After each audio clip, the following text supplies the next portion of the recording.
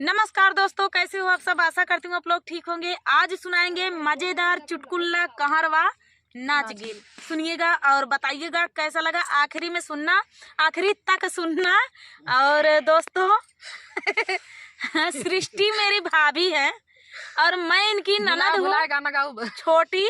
और ये बड़ी ननद है। और मेरी भाभी देखिए, इस वीडियो में मेरी भाभी बनी है सृष्टि। और देखिए अपने दिल की बात कहने वाली है मुझसे। मैं इनकी ननद हूँ तो मुझे से कहेंगी।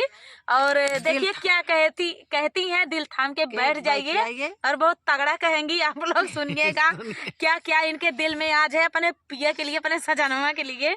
तो देर न करते हुए चलिए सुनाते हैं ये मजेदार बढ़िया से एकदम झकास गीत है। तो चलिए सुनाते हैं।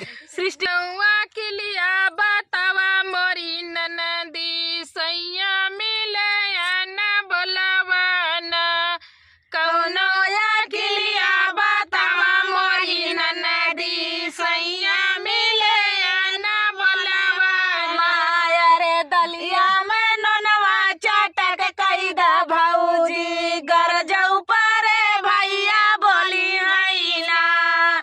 दलिया में ननवा चाटक कई दा भौजी गरजऊ परे भैया बोली है ना।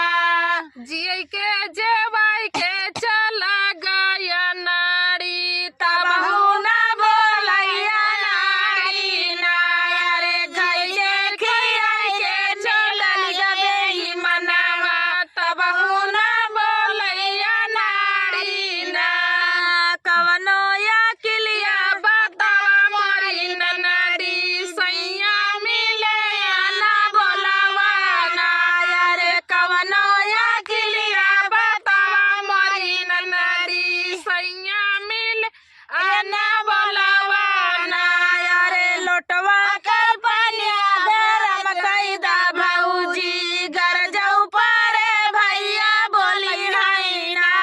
अरे लोटवा कर पनिया गरम कई दा भौजी गरजऊ परे भैया बोली है ना।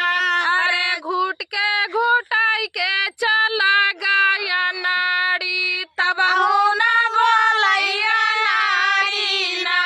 अरे घुट के घुटाई के चल गबे मनवा तब ना बोलैया नारी ना। अरे कवनो या गिलिया बतावा मोरी ननदी सैया मिले न बोलवा ना। अरे कवनो या गिलिया बतावा मोरी ननदो सैया मिले ना बोलवा ना।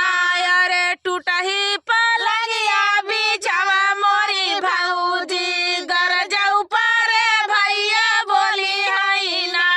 अरे टूटही पलंगिया बिछवा मोरी भौजी गरजऊ परे भैया बोली है ना। सूत के सुताई के चला गबे मनवा तब न बोलैया नारी न। अरे सुन के सोताई के चलल गबे मनवा तब ना बोलैया नारी ना। अरे कवनो के लिए बतावा मोरी ननदी सैया मिले न बोलवा ना। अरे बिरना बोलाई के चली जा तू नाही हरवा गरजऊ परे भैया बोली है ना।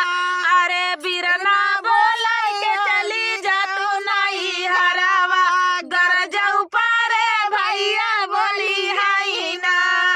अरे दोपहरिया कहाँ जाबू मोरी धनिया गोरी बदन घुमलई है ना। अरे जेठ दोपहरिया कहाँ जाबू धनिया गोरी बदन घुमलई है ना। अरे कवनो या किलिया बतावा मोरी ननदी सैया मिलाया ना बोलवा ना। अरे कवनो किलिया बतावा मोरी ननदी सैया मिलाया ना बोलवा ना। देख ले भौजाई अकेले बतावा तहे टेहुनी औती वहाँ। अरे हम कहता है सामने है हमारा जाई नोक झोंक आप सभी को कैसा लगा कमेंट में जरूर बताना। उम्मीद है आप सभी को बहुत ही आनंद आया होगा। और इसी तरह के गीत रेखा विजय ब्लॉग पे पड़े हुए हैं, सृष्टि लोकगीत पर भी पड़े हुए हैं और गाने का सफर लोकगीत पर भी पड़े हुए हैं। आप लोग जाइए विजिट